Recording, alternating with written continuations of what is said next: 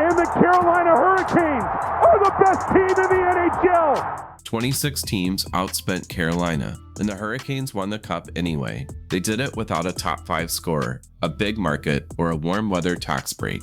Tom Dundon and Tulsky built a system that squeezes value out of players other teams ignore. Their franchise valuation jumped 60% in 1 year to $2 billion.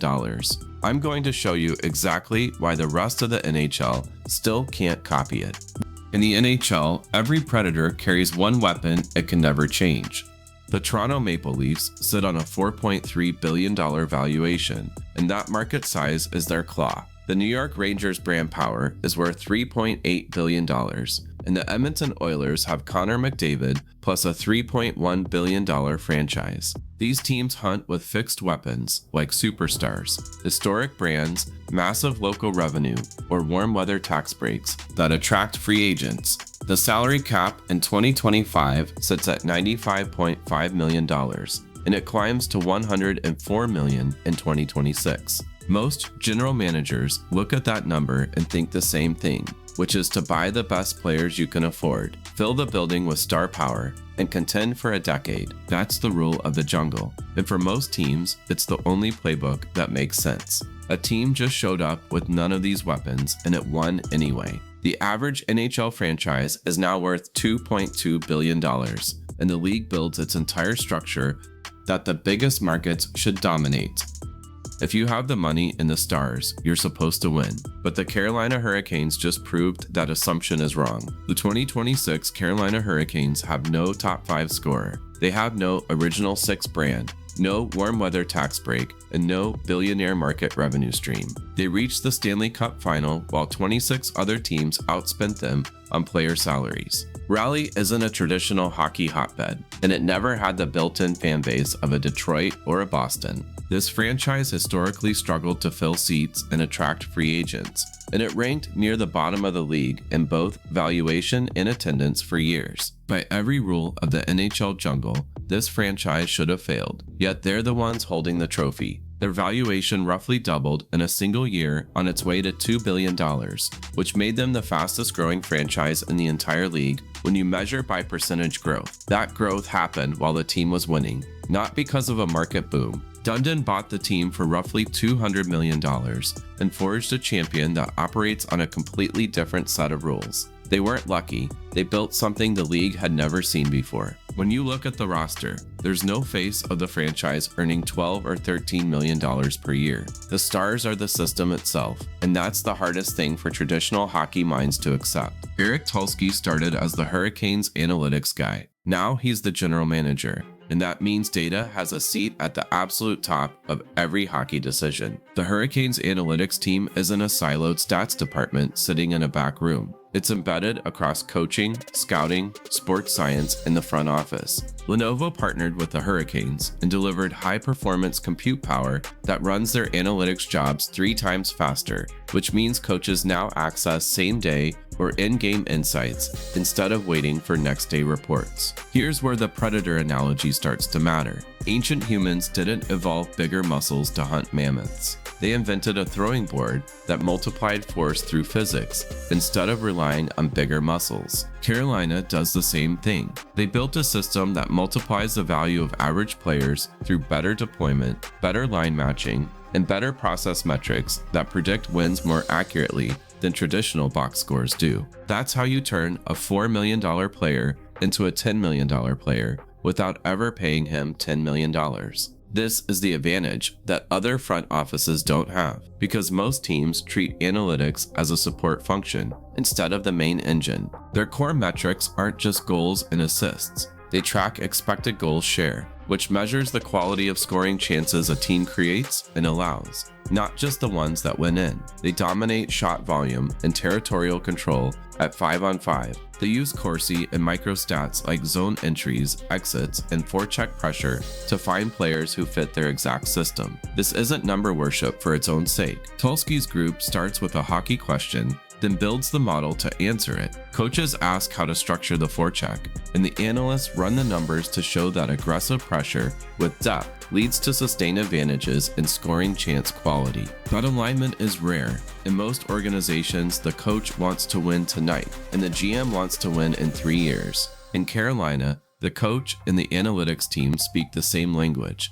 which means the roster is built to sustain the system instead of forcing the system to fit the roster. The first trap catches players before the market notices them. Carolina targets mid-tier players whose underlying metrics suggest they're about to break out, then signs them to team-friendly deals before the rest of the league catches on and the price jumps to an unsustainable level. The result is depth scoring from all 4 forward lines, not a top-heavy star model that lives or dies on one player's health. In 2025, contract efficiency rankings placed Carolina second in the entire NHL, behind only Tampa Bay. That means they extracted more wins per dollar spent than 30 other franchises. The second trap flips the trade deadline on its head. Carolina moves out higher cost or lower fit assets and acquires pieces that match their system at below market cost. They maintain cap flexibility while improving the roster one move at a time instead of swinging for blockbuster deals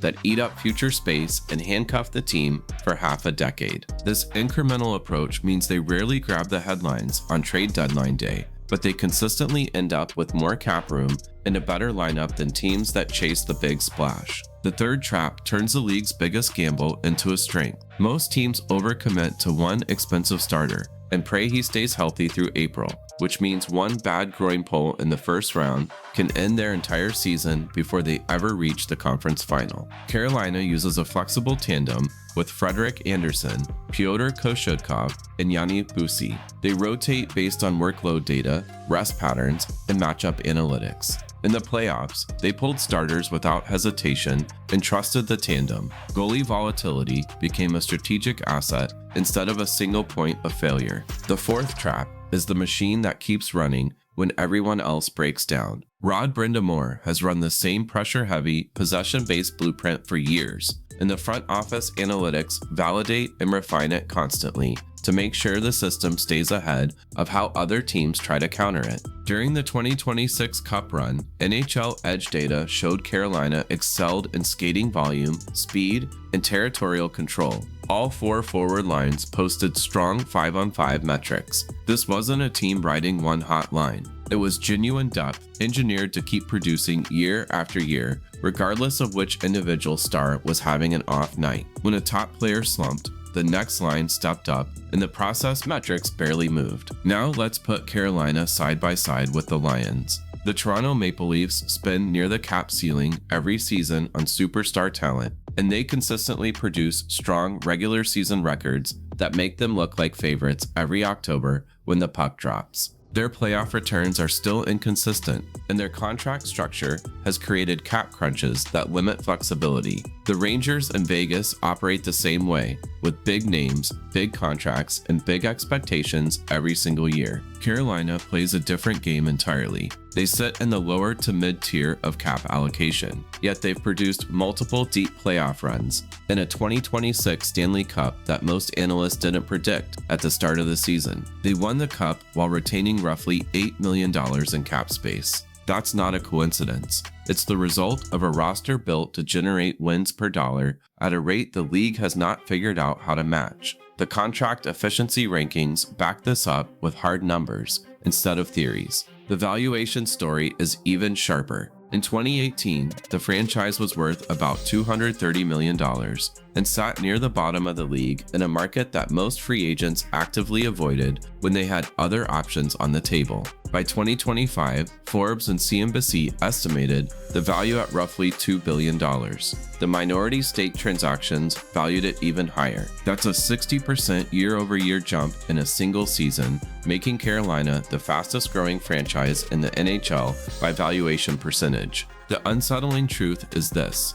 star power is becoming a liability in a hard cap league where one massive contract for an aging player can handcuff a roster for a decade and force painful buyouts down the road. System scalability is the only weapon that never fails because it doesn't depend on one person's health or one summer's free agency luck. Carolina didn't just adapt to the NHL economy, they reinvented it, and now the rest of the league is scrambling to figure out what just happened. In a league full of teams chasing stars and certainty, the Hurricanes built an impossible model by making process their ultimate weapon and turning roster volatility into an advantage. If you want more sports business breakdowns that reframe how you watch the game, subscribe to Revenue Racers. No one else has figured out how to copy it yet, and that's why Carolina will keep winning.